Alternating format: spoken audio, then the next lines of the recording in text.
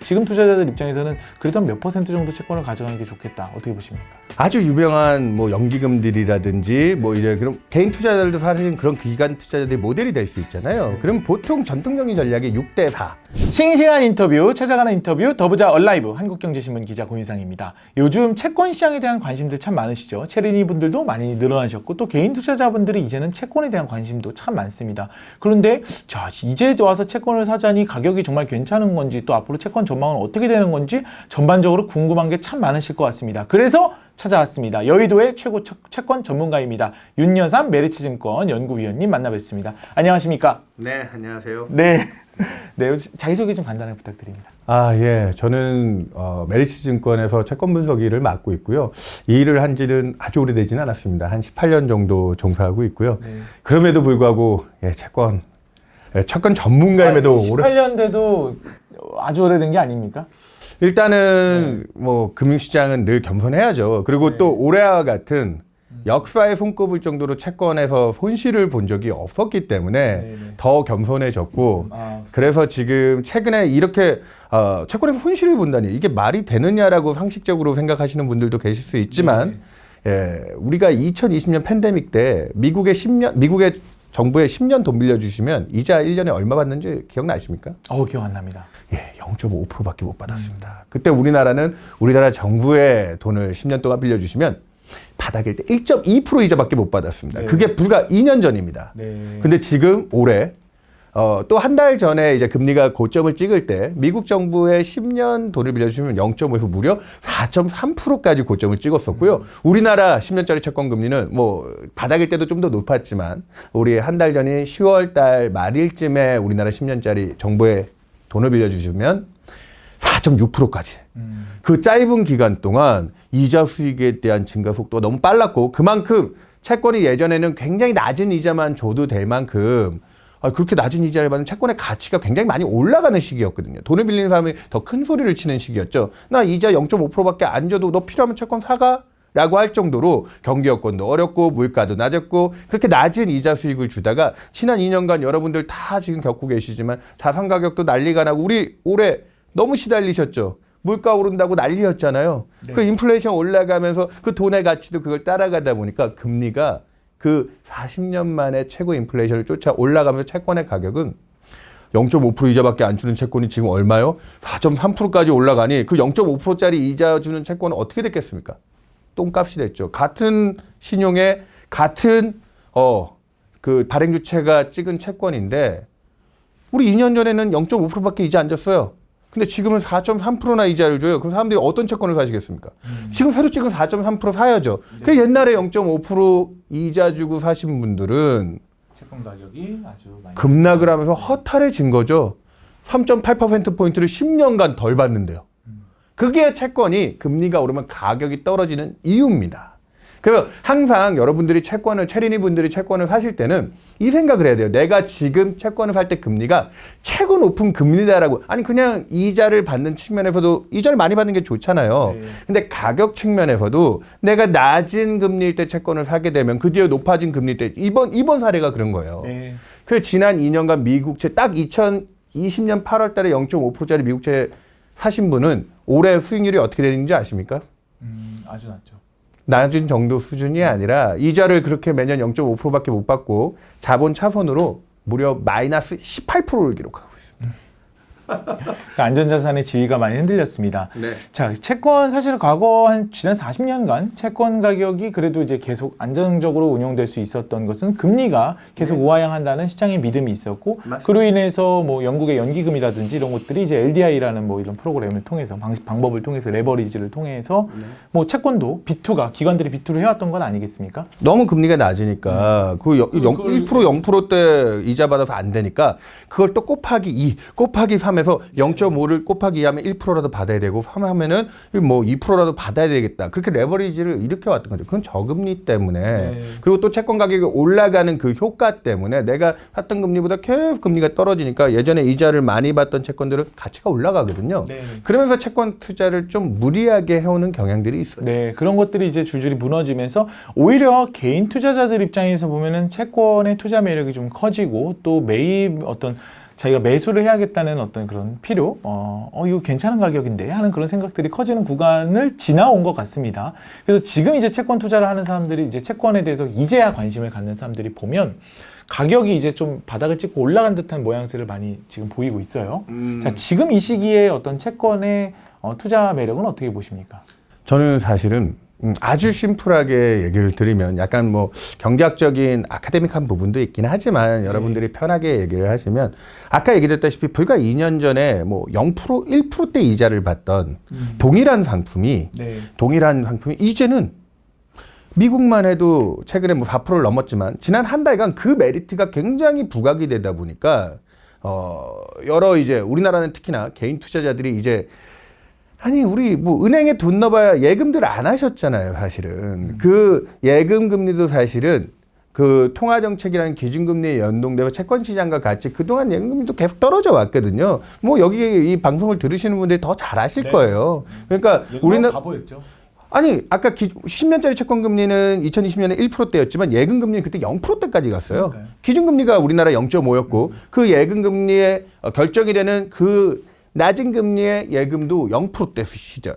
그게 2년 전 얘기였어요. 지금 은행 가시면 예금 금리 얼마 받습니까? 최소 지금 기준금리 3%대에서 한 3% 후반 4%대가 기본 예금 금리고 뭐 특판 예금 같은 건 이미 5%대예요. 그러다 보니까 이런 분들이 이제 저축을 해도 돈을 그쪽에 좀 맡겨놔도 이제 좀 얻을 만한 수익이 생겼구나라는 게 느껴지는데 근데 여기서 왜 채권이 중요하느냐. 네. 기자님도 아시겠지만 은행에 예금하시면 보통 어느 정도 생각하고 예금을 하세요? 보통? 1년 적금을 많이 들죠. 뭐 1년 길어봐야 한 2년 정도 그렇죠. 타임입니다. 그러니까 은행들은 보통 이 고금리 상황에 이자를 지급하는 것도 만기를 아주 길게 가져가지 않는 성향인데 채권의 특징은 뭡니까? 채권 시장에서는 1, 2년이면 단기 채권입니다.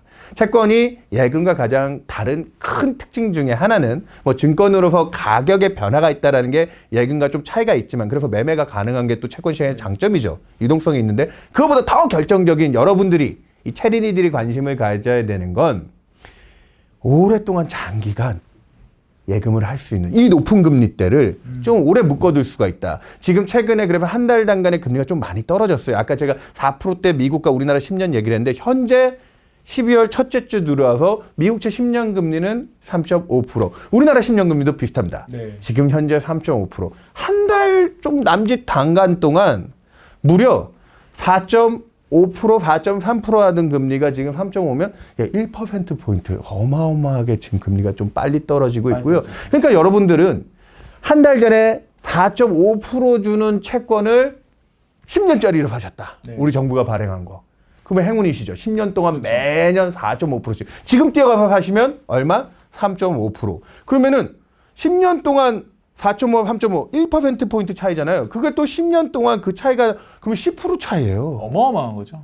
그렇기 때문에 만기가 길어지는 이 장기 적금에 가입한다라는 게 지금 채권을 사셔야 되는 여러분들이 내 혹시나 노후 자금. 네, 요즘에 우리 또 수명이 길어졌잖아요. 그러니까 지금 같은 해가 연금형 상품이라든지 이런 쪽에서 그럼 만기가 긴 장기 퇴직연금이라든지 개인연금 상품에 가입한다라는 마음으로 이럴 때 들어가셔야 된다. 근데 쟤는 채권쟁이니까 자꾸 이렇게 채권 시장에 좋은 얘기만 하는 거 아니야? 아까 기자님도 물어보셨지만 셀프 질문 해주시네요. 아니 그러니까 지금 한번 정리를 하려고요. 네. 그러니까 편하게 이 가격은 그럼 맞는 가격이냐? 당신 작년에는 0.5%였고 올해는 지금 4%대였고 재작년에 뭐 0%대도 있었고 미국도 그렇고 우리나라도 그렇고 금리가 이렇게 요동을 쳤는데 네. 어떤 게 적정한 가격이냐? 그래서 저희와 같은 전문가도 있지만 중앙은행들을 필두로 해서 그 나라의 성장과 물가 수준에 맞는 적정하다고 보는 금리, 그거를 이제 좀 경제학 용어로 조금 어렵게 얘기하면 자연이자율, 그 자연스러운 그렇다는 뜻에서 영어로 natural rate라는데 자연이자율이라는 게 또 중립금리라고 합니다. 네. 금리가 높으시면은 기자님은 예금을 하시겠습니까? 아니면 소비를 하시겠습니까? 예금을 하죠. 당연하죠. 금리가 낮으면 소비를 하시겠습니까? 네. 예금을. 근데 이 금리가 어느 쪽으로 치우치지 않게 딱 균형을 잡는 수준에 가면 애매한 거죠. 이러면은 예금을 할 것인가 소비를 할 것인가. 거기가 적정한 라인이라고 보는 그 중립금리가 존재합니다. 네. 그거는 이제 그 나라의 성장성과 물가 사정을 감안해서 움직이는데 올해는 물가가 많이 오르다 보니까 그 적정하다고 보는 금리 수준을 높아져. 훨씬 뛰어넘은 정도의 상황.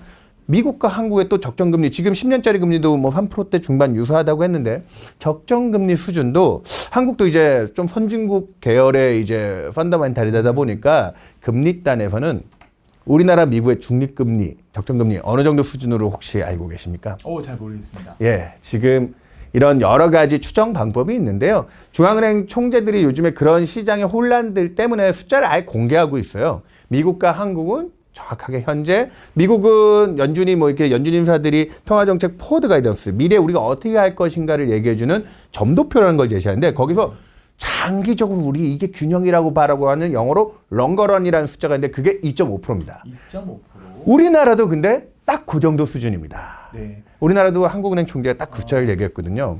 지금 말씀하시는 게 예를 들어서 10년물 현재 금리가 한 3.5% 정도 되는데 이제 장기적으로는 우리나라의 경제 수준이나 물가 등을 고려했을 때 한 2.5% 정도가 적정한 금리다. 근데 이제 그런 금리랑 비교해 봤을 때 현재 채권이 상대적으로는 장기적으로는 좀 매력이 높을 수 있는 구간이다. 이렇게 보시는 거죠. 그러니까 그 적정금리는 단순히 지금 물가가 좀 높고 이런 걸 보는 게 아니라 역사적인 성장과 물가의 추세를 보면서 추정해내는 그래서 이거는 하루 이틀 뭐 1, 2년 보고 만든 금리가 주식의 아니에요. 200일 이동 평균선 같은 거 아닙니까?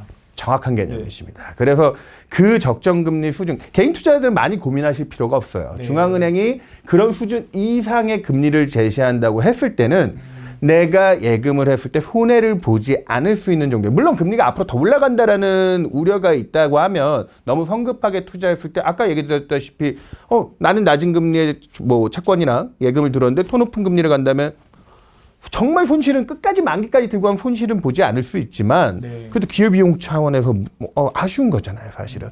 근데 지금은 어느 정도 물가도 정점을 치고 돌아서고 있고 내년도에 경제 관련된 우려의 목소리들이 커지면서 지금 현재 적정 수준 이상만 올라온 금리대에서는 내 이자 수익을 장기적으로 고정하는 방법이 어리석은 선택이 아니다. 그렇기 때문에 지금 이런 시기를 이 적정 수준을 넘는 금리들이 올라온 시기를 또 저희들이 쓰는 용어로는 어떤 시대라고 하냐? 긴축의 시대라고 합니다. 네. 그러니까 그냥 상식적으로 생각해 보세요. 적정하다고 생각하는 수준을 뛰어넘을 정도의 금리라는 건 돈을 빌리는 사람들 입장에서는 아까 제가 장기적인 성장 추세 뭐 이런 얘기를 했잖아요. 그러니까 성장이란 건 그가 벌어들일 수 있는 소득에 대한 기본적인 조건인데 그 나라가 어느 정도 성장하느냐가 소득에 대한 속도 증가분이잖아요. 근데 내가 성장할 수 있는 수준에 맞춘 금리 수준을 뛰어넘는 금리라고 하면 돈을 빌리는 사람들은 어떻게 되겠습니까? 네. 내가 성장해서 받을 수 있는 기대소득 대비 더 많은 비용을 내야 되는 상황인 거거든요. 긴축의 시대는 그렇기 때문에 주식이라든지 부동산과 같은 위험 자산들은 상당히 힘든 겁니다. 우리 2년 전 팬데믹 때는 금리가 굉장히 낮았죠. 적정 금리는 그때도 2% 중반 내외였을 거거든요. 네. 그거보다 훨씬 낮은 시대는 돈 빌려 쓰기 훨씬 좋았던 거죠. 그렇기 때문에 주식과 부동산도 잘 됐지만 최근에 가장 고민을 많이 하고 계신 뭐 코인과 같은 아직까지 그 존재 가치를 입증하기 힘든 자산들 같은 경우에도 훨씬 투자하기에 좋은 환경이었는데 지금은 적정 수준 이상의 그렇죠. 긴축의 시대. 그렇기 때문에 위험 자산들의 투자가 여러분들이 올해 그렇게 고생을 하신 거고 거기에 그 긴축 과정을 만드는 과정에서 안전 자산인 채권도 휘둘리면서 어려움을 겪었지만 그렇기 때문에 여러분들이 포인트를 이렇게 잡으시면 돼요. 이 긴축 시대가 어느 정도 종료되고 다시 적정 금리를 회복하는 과정에서 제일 먼저 순서대로 보면은 뭐부터 어떤 자산부터 정신을 차려야 되겠습니까? 채권부터 정신을 차려. 맞습니다. 자산이니까요. 채권이 먼저 거기에 회복 탄력성이 높다고 봐야죠. 그래서 지금 최근에 다른 자산보다 채권 쪽에 대한 관심이라든지 아까 제가 지난 한 달간 미국도 우리도 금리가 미국은 한 80bp 우리는 한 100bp 가까이 그러니까 bp라고 하는 건 0.01% 포인트거든요. 그러니까 1%포인트씩 금리가 빠졌는데 이제 지금 눈치 빠르신 분들은 벌써 움직이기 시작하신 겁니다. 한 2달 전부터 개인 투자자들이 움직이는 것 같아요. 우리 개인 투자자들이 굉장히 스마트하고 빨리 움직입니다. 그래서 상당히 그 채권에 대한 그동안에 관심이 없었던 개인 투자자들도 빠르게 움직이고 있어요. 그런데 이제 개인 투자자 입장에서 항상 투자자 입장에서 생각해 보면 이 모든 자산들은 상대적 매력을 갖는 것이거든요. 그래서 네네. 지금 부동산을 투자하려는 매력은 상대적으로 굉장히 떨어져 있지만 네. 주식 같은 경우에는 야, 주식도 너무 좀 싼 구간 아니야라고 혹은 이제 지수 자체는 싼 구간이 아닐지라도 종목별로 보면 좀 싼 종목이 보이네 이렇게 해서 주식을 투자하고 싶은 마음도 있고 그 다음에 야 내가 안전자산인 채권이 다시 좀 회복을 할 거야. 내가 공부를 좀 해보니까 채권이 좋아. 그래 지금 다 내가 주식으로 100% 가져가는 것은 내년도 경기 침체 우려를 앞두고 나서 이거 좀 위험한 것 같아. 그러니까 내가 채권을 그래도 몇 % 정도는 가져가야겠어. 이렇게 이제 배분을 하는 이제 투자자들이 있을 것 같아요. 맞아요. 자, 근데 이제 주식시장은 내년도에 경기 침체도 있지만 또 한편으로 얘기하면 내년도 말부터 혹은 후년도 초부터 시작하는 금리 인하기에 대한 기대도 있고요. 그리고 경기 침체의 깊이가 생각보다 낮지 않았을 때 주식시장의 회복 탄력성도 있습니다. 맞습니다. 그럼에도 불구하고 주식보다 채권이 상대적으로 매력을 갖는 포인트는 뭘까요? 정확하게 지금 제가 아는 친한 지인 중에 한 명도 네. 올해 정말 채권 사려고 돈을 좀 빼놨다가 그 시장에서 유명하신 분이에요. 제가 실명 거론하긴 그런데 그분이 얘기하시면 다 아실 거예요, 여러분도. 뭐 프로에 나오시는. 그분이 자기 자산을 채권을 사시겠다고 돈을 일부 빼놨는데 네. 그 정말 살려고 진짜 증권사까지 방문했다가 그냥 못 사신 거예요. 왜? 자기 보니까 주가가 최근에 너무 많이 빠져 있으니까 특히나 이게 금리가 아무리 높아도 성장주들이라든지 이런 거 놓고 보면 그동안 금리 올라오는 과정에서 사실은 지금 당장 버는 것보다 미래의 꿈과 희망을 가지고 가야 될 성장주. 이런 애들은 금리에 대한 민감도가 굉장히 높거든요. 그쵸. 금리가 급등하면서 그 성장주들의 가치가 박살나다 보니까 걔가 너무 싸 보이는 거예요. 싸 보이죠. 그러니까 그분은 채권을 못 사고 약간 주저하게 되면서 이거 주식이 이 정도 조정받았으면 주식을 사는 게 낫지 않을까 생각하셨는데 근데 문제는 이겁니다. 방금도 기자님도 얘기하셨지만 내년 초까지 분명히 실물 경제 쪽에서 어려움을 한 번은 극복해야 돼요. 전 최근에 금융시장에서 가장 유행하는 단어 중에 하나 배드 이즈 굿이라는 단어가 있습니다. 나쁜 게 좋다. 이 단어 들어보셨을 거예요. 많이 들어보셨을 거예요. 거의 뭐 미국의 지표들 나쁘게 나오고 우리나라 지표가 나쁠 때 오히려 주가가 올라요. 네. 왜? 그러니까 이 금융시장 피와 같은 이 유동성의 제일 핵심적 금리라는 이 통화정책의 압박이 좀 풀릴 거라고 생각하니까 그걸 기대하고 계시는데 지금은 큰 틀에서 경기가 한번 꺾여지는 구간이에요. 그래서 저는 여기 지금 이 유튜브를 보시는 분들한테 저도 지금 어느 정도 금리가 국고채 중심으로 안전성을 회복하면서 안정화되고 있기 때문에 유동성에 대한 기대는 조금씩 가져가면서 성장주에 대한 기대를 가져가신 건 맞다고 봅니다. 하지만 최근까지 주식시장을 가장 잘 서포팅하고 지지했던 뭐 금융주라든지 아니면 제조업 중심의 가치주들을 중심으로 해서는 아직까지는 이 나빠지는 완전히 망가져서 내년에 침체가 온다라고 지금 보는 정도 시각은 아니지만 bad is bad를 한 번은 인정하고 가야 될 거다. 그게 제일 대표적으로 아까 자산시장의 끝판왕 뭐 부동산 같은 거 우리나라도 그렇지만 미국도 이제 주택경기 슬로해지고 있는데 이 자산시장의 몸통이 크게 흔들리는 특히나 내년 상반기쯤을 그 타이밍으로 보고 있는데 그때까지는 리스크 에셋들이 전반적으로 확 추세를 바꿔서 좋아지기는 쉽지 않을 거예요. 그럼 부동산 시장 같은 게 흔들려야 통화정책이나 이 금리단의 스트레스들을 풀고 가는데 그래서 지금 나는 채권에 장기적으로 채권은 만기가 좀 긴 예금이라고 아까 드렸잖아요. 그러니까 오늘 방송을 듣는 분은 딱 내가 어떤 성향의 투자자인지 자산 배분 측면에서 그렇죠. 두 가지 초점을 가지고 들어가시면 될 것 같습니다. 방금처럼 나는 원래 주식이라든지 조금 더 공격적인 성향을 갖고 있는데 지금 내년 초까지 실물 경제단에서 받는 스트레스를 생각한다고 하면 지금은 단기적으로 유동성이 중요하고 채권의 자본 차익, 그러니까 금리가 떨어지면서 지난 한 달간 100bp가 빠진 우리나라 10년짜리 채권은 그냥 월간 순수익률입니다. 연한산이 아닌 한 5% 정도 수익을 냈습니다. 이러다 보니까 채권에서도 주식 코스피 인덱스보다도 지금 한 달간 퍼포먼스는 더 좋았거든요. 이런 시기에서 내가 채권 시장에서 자본 차익을 거두고 그리고 또 중요한 게 아까 유동성 얘기했잖아요. 국고채는 여러분 장내 거래가 매우 활성화되어 있습니다. 매매를 안 해보셔서 잘 모르겠지만 그냥 여러분들이 갖고 있는 HTF, MTS에서도 채권을 국고채 같은 경우는 언제든 거래를 하실 수 있습니다. 그렇기 때문에 내가 내년 초에 이 싸진 주식에 포인트를 갖고 들어가 있다. 다만 내년 상반기까지 아까 얘기했던 자산시장의 끝판왕인 부동산이 흔들릴 때까지 조금은 리스크 에셋에 대해서 그 위험까지만 회피하고 언제든 다시 주식을 들어가야지 하시는 분들은 만기가 좀 있는 5년 이상 장기 국고채를 중심으로 매입을 하시면 그렇게 해서 내년 초에 그 부동산 중심으로 어려움들이 극복되고 그러면 그 과정에서 국채금리는 지금보다 더 레벨이 좀 더 떨어질 거예요. 거기서 자본 차익까지 거두고 그때 그걸 팔고 주식으로 들어가시면 되고 만약에 나는 아니야 지금 장기적인 목적에서 그냥 이자만 바꿔야 돼. 그러면 만기가 긴 국고채도 좋지만 최근에 또 가장 큰 이슈가 됐던 정부가 보증해주고 우량하지만 올해 뭐 30조 정도 적자를 내는 뭐 한전과 같은 회사. 네. 한전채 얘기를 하지만 그래서 한전채 지금 금리가 역사적인 수준에서 국고채 원래 정부 보증채라 한전채는 일반 다른 채권보다는 금리가 낮아요. 그렇죠. 왜냐면은 한전이랑 뭐 맞습니다. 그렇게 가야 되는데 이 한전채가 지금 생각보다 안전한 국채 대비 스프레드 그 금리 차이가 굉장히 커요. 그러니까 한전채 최근에 국고금리 100bp 빠지는 동안 뭐 상대적으로 좀 빠졌다고 해도 아직도 5%대 3년, 5년짜리 채권들이 이자를 주거든요. 이런 공사채라든지 회사채들은 유동성이 국고채보다 떨어집니다.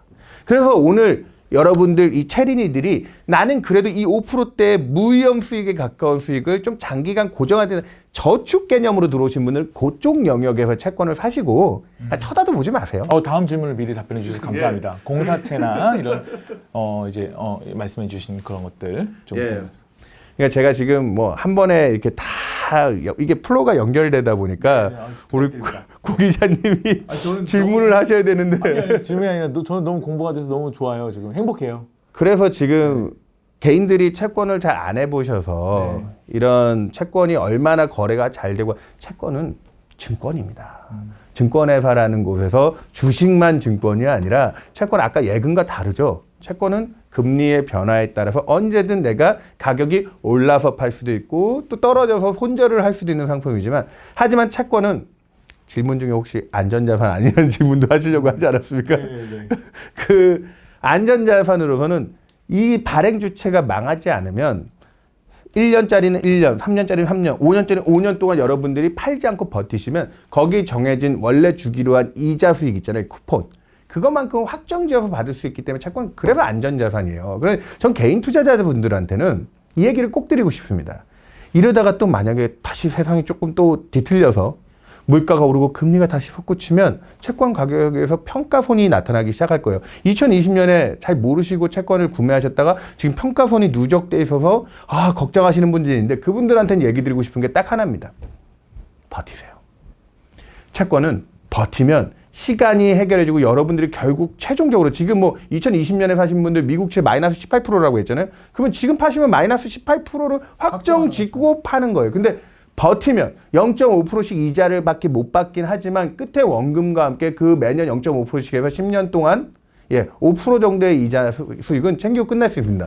근데 그 사이에 금리가 또 오르고 내리고 하면서 떨어지는 구간이 생기잖아요. 그럼 여러분들이 그 이자 수익을 낮게 받아도 또 가격적으로도 복원시킬 수 있는 과정들이 분명히 나와요. 그렇죠. 10년이면. 그래서 저는 오늘 이 유튜브를 통해서 채권을 투자하시는 분들은 두 가지를 분명히 생각해 주셨으면 좋겠습니다. 채권은 끝까지 버티면 확정적인 수익을 받는 안전자산에 대한 기초 전제하에 내가 예금 형격으로 내 노후까지 생각해서 길게 묵고 갈 자금이야. 그런 분들은 우량공사채 및 우리나라 뭐 4대 금융지주 정도 되는 회사면 신용에 대한 리스크가 적다고 보거든요. 그래서 이번 주부터 시작됐어요. 국고채 금리가 워낙 빨리 빠져서 지금 우리나라 기준금리 갈 수 있는 기대치만큼 국고금리가 벌써 미리 내려와 버렸거든요. 이건 채권 시장이 먼저 빨리 강세로 돌아선 거죠. 근데 국고채가 워낙 정부가 보증하는 건 그러니까 최고 안전 채권인데 걔가 달리고 났더니 그 온기가 곁으로 가서 정부가 보증해주고 그리고 은행들이 자금 여력이 풍부한 은행들 중심으로 이번 주부터 또 금리가 빠지기 시작했어요. 그렇죠. 그러니까 이게 진짜 채권도 여러분 주식이랑 비슷해서 좋은 가격은 순식간에 날아갑니다. 네. 그러니까 우리 지금 말씀하신 게 이제 내년도 경기 침체의 깊이나 아니면 충격을 우리가 시장이 정확하게 예측하기는 어렵습니다. 그거는 아마도 하나님만 아실 것 같아요. 근데 이제 우리 투자자 입장에서 보면은 그때 지금 채권 안 사고 주식으로 우리가 100%를 가져가서 좋은 수익을 내면 참 땡큐 감사한 일이죠. 그런데 세상은 그렇게 될지 모릅니다. 그래서 우리 투자자들은 항상 최상을 상상하고 투자하는 게 아니라 최악을 상정하고 투자를 하지 않습니까? 그렇기 때문에 여러분들이 채권에 대한 관심을 좀 갖고 안전자산의 비중을 좀 잡아가는 것도 우리가 좀 이런 어려운 장세를 이겨가는 하나의 방법론이다 이렇게 생각해 주시면 될 것 같고요. 그리고 우리가 장기적으로 투자를 하기 때문에 여러분 채권이라는 투자를 이번 기회에 한번 채권 투자를 해보면 투자에 또 하나의 우리 무기를 쥐게 되는 것 아니겠습니까? 그래서 그동안에는 공격만 하는 캐릭터였다면 이제는 방어도 할 수 있고 공격까지 같이 할 수 있는 그런 두 가지의 방패도 때릴 수 있으니까요. 방패와 칼을 동시에 줄 수 있는 그런 저희 투자자로 좀 업그레이드가 될 수 있는 기회일 수도 있겠다. 그래서 한번 저는 그래요. 뭐든 간에 주식이든 채권이든 조그만 돈이라도 일단 사봐서 내 계좌에 들어와야 그게 또 굉장히 공부가 되는 거 아니겠습니까? 네, 그러니까 공부 차원에서라도 좀 관심을 가지시면 좋을 것 같다는 생각을 합니다. 그런데 좋습니다. 그러면 우리 딱 여쭤보고 싶어요. 몇 퍼센트 정도 자산에 가져가는 게 좋겠습니까? 원래 이제 우리가 뭐 퇴직연금이라든가 이런 것들은 채권 한 30, 뭐 주식 70, 뭐 채권 20, 주식 뭐 80, 뭐 이런 식으로 이제 비중을 다 잡고 가잖아요. 절대 비중도 있고요. 자, 지금 투자자들 입장에서는 그래도 한 몇 퍼센트 정도 채권을 가져가는 게 좋겠다. 어떻게 보십니까? 아주 유명한 뭐 연기금들이라든지 뭐 이런 그런 개인 투자자들도 사실은 그런 기관 투자자들이 모델이 될 수 있잖아요. 그럼 보통 전통적인 전략이 6대4. 그 6이라는 게 주식과 채권 4. 그리고 뭐 조금 더 공격 성향이 높은 투자자들은 7대3. 근데 그 시대가 언제부터 나오기 시작했는 건지 아세요? 예전에는 40년 된 거 아니에요? 그죠?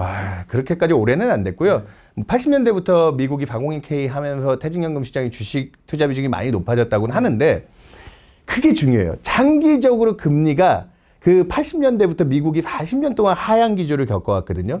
그러면서 적정하다고 보는 적정 수준보다 늘 금리가 낮은 수준을 가져오면서 그렇게 낮은 금리는 소득 대비 낮은 성장성보다 낮은 금리 때는 확실하게 이 남는 그 소득 가치만큼의 다른 위험 자산들의 투자 기회가 되는 거거든요. 왜냐하면 금리가 돈 빌리는 사람들한테는 비용이잖아요. 비용이 낮다 보니까 그런 투자 기회가 있었고 그래서 주식이 6이나 7을 가져가는 전통 전략이 80년대 이후 특히나 2000년대 들어와서 그런 투자 방식들이 연기금들 뭐 주요 뭐 장기 투자자들한테 선호받는 과정이 됐는데 1980년대 이후 최초로 지금 적정 금리를 뛰어넘는 그것도 아주 강한 수준으로 뛰어넘는 채권 시장이 열린 겁니다. 그래서 여러분들한테 제가 적어도 올해 지금부터 시작해서 내년에 금리 인하가 들어가기 전까지는 여러분들이 아무리 이제 장기적인 이제 연기금과 같은 투자 방식으로 내 좀 호흡을 가지고 뭐 여러분들이 진짜 단타 투자해가지고 벌 게 아니라는 내가 진짜 오랫동안 쭉 지키고 갈 뿐이라고 하면 최소 5대5에서 아니면 채권을 6까지도 생각해 볼 만한 시점이다. 왜? 적정하다고 생각하는 이자 가치보다 높게 깔고 갈 수 이런 거 이게 역사에서 얼마 안 주는 기회예요. 무슨 소리냐? 장기적으로 금리가 상승 추세로 갈 수 있느냐? 그러기에는 우리가 아까 얘기했던 돈을 버는 능력이 있어야 그 비용이 그걸 감당할 수 있는 소득이 있어야 금리가 쭉 올라갈 수 있을 텐데 그게 아니라고 믿는 분들은 지금처럼 적정 수준 이상 금리가 나올 땐 최소한 내가 지금 투자할 수 있는 금액의 절반 정도는 안전한 채권 중에서 깔고 가다 보면 물론 국고채 같은 거는 유동성이 좋아서 언제든 다시 저금리 시대에 적정 수준을 하회하는 금리 시대에 갈 때 그 수익을 번 채권을 팔고 그때부터 다시 뭐 주식이든 아니면 그때쯤 되면 적정 수준 이하로 그러니까 긴축의 반대말이 완화잖아요. 완화 시대로 이제 채권이 다시 들어가는 시점부터 요즘 여러분들이 전전긍긍하고 고민이 많으실 부동산 같은 그런 자산들이 다시 될 거예요. 그렇기 때문에 지금은 제가 채권쟁이라서 이렇게 얘기 드리는 게 아니라 제가 또 저희 하우스에서 자산 배분 쪽 관리도 하고 있거든요. 채권 시장에는 지난 한 달간 이제 이 물가에 대한 공포와 내년도에 이제 안전자산으로서 채권의 필요성이 부각되면서 불과 한 달 동안 금리가 1%포인트가 빠졌습니다. 그러니까 이 속도로 계속 빠지지는 않을 거예요, 사실은. 그렇다고 해도 내년도에 각각 우리나 미국이 통화적 미국은 5%대 기준금리 간다고 뭐 지금 난리잖아요. 뭐 여러분들 요즘에 그놈의 연준 때문에 올해 주식은 다 망쳤어 이러면서 그리고 최근에 가장 또 싫으신 분 이름 중에 블라드 뭐 미국 연준의 세인트루이스 총재 그분 아실 겁니다. 그분이 미국 연방금리 7%도 간다 이런 얘기를 하고 있거든요. 근데 아이러니하게 미국채 10년 금리 얼마라고요? 3.5%예요. 기자님 어떻게 생각하십니까? 이게 뭐 기준금리가 7%는 개똥 같은 소리고 5% 제가 봤을 때는 미국 터미널 레이트는 5%를 넘겨도 쉽지 않아요. 5.25만 돼도 난리가 날 것 같은데요. 그러니까 5에서 4.75 정도 선에서 끊었으면 하는데. 그러니까 우리 주식 하시는 분들은 비용을 자꾸 그렇게 높이면 부담이 되는데 지금 5%까지 인정을 해요. 근데 그 5%까지는 그렇죠. 미국의 10년짜리 채권 금리는 바보가 아닌 이상 그 기준금리는 중앙은행이 가장 신용도가 좋은 은행들과 미국은 하루입니다. 단 하루. 하루 돈을 빌리는데 그게 그래서 기준금리예요. 가장 신뢰성이 좋은 사람들끼리 중앙은행과 일반 시중은행 간에 가장 짧은 만기 동안 그러니까 만기가 짧다 보니까 뭐 디폴트나 이런 리스크가 없죠. 그렇게 적용하는 금리라고 그게 기준금리 정책금리입니다. 그게 미국이 5%인데 하루짜리 금리가 5%인데 10년짜리 국채금리가 3.5예요. 그 미국의 장단기 금리가 역전되어 있는 거죠. 왜? 미국이라는 나라는 지금 기준금리 5%가 미국이라는 나라의 성장성이라든지 물가 상황들을 다 장기적으로 고려했을 때 저게 유지 가능한 수준이 아닐 거라는 거예요. 그렇죠. 10년짜리 채권 사면서 1, 2년 보고 투자할 수는 없을 거 아니에요. 근데 미국이라는 나라가 잘 생각해봐도 실질로는 그러니까 물가 사정 빼고 2% 성장만 해도 잘했다라는 평가를 받고 물가 사정 쳐져도 이전에는 명목으로 4% 성장도 안 나오는 나라가 5% 기준금리예요. 그러다 보니까 10년짜리 채권 사는 사람들은 저거 오래 유지 못할 거야. 알죠. 저게 긴축 사정에서 저게 경제를 다 망가뜨릴 거야. 그 올해 주식은 그렇게 망가진 거고요. 내년에 진짜 경기가 나빠질 거고요. 그 상황에서 10년짜리 채권 사신 분은 그래 저 기준금리 5%? 저거 한 내년 말이나 내후년쯤 가면은 다시 완화로 가서 아까 제가 뭐 얘기했죠? 중립. 최소한 엄청난 침체 상황이어서 완화 기조까지는 못 가도 긴축했던 영역 정도는 지금 2% 중반을 미국의 중립금리라 봤을 때 5%까지 대략 2.5%는 절반 정도의 그 거품은 빼줄 거야. 그때가 초입 국면에서는 올해 말부터 내년 상반기까지 채권 시장이 좀 수혜를 받으면서 안전자산의 가치를 가져갈 거기 때문에 거기서 채권 투자에 대한 자본 차익의 기회도 있을 거고요. 그 뒤에야 주식이든 부동산이든 아니면 지금 코인에 묶여 계신 분들도 그 뒤를 이 완화의 시대를 생각하면서 버티셔야 된다. 너무 좋은 말씀해 주셨습니다. 네, 여러분 참 주변에 요즘 이제 채권 시장에 대한 관심은 많은데, 언제 사야 되나에 대한 고민들이 되게 많으셨을 것 같아요. 또 어떤 상품을 사야 되는지 고민 많으셨는데, 이 두 가지 어떤 어려운 질문에 대한 답변을 충분히 오늘 받으신 걸로 생각이 됩니다. 오늘 좋은 시간 너무 감사합니다. 사실 우리 부서를 이끄는 부서장이 채권을 언제 사야 되나 궁금해 해가지고요. 이미 늦으셨습니다. 지금부터 사셨어야 됩니다. 제가 어저께 엘리베이터에서 그랬어요.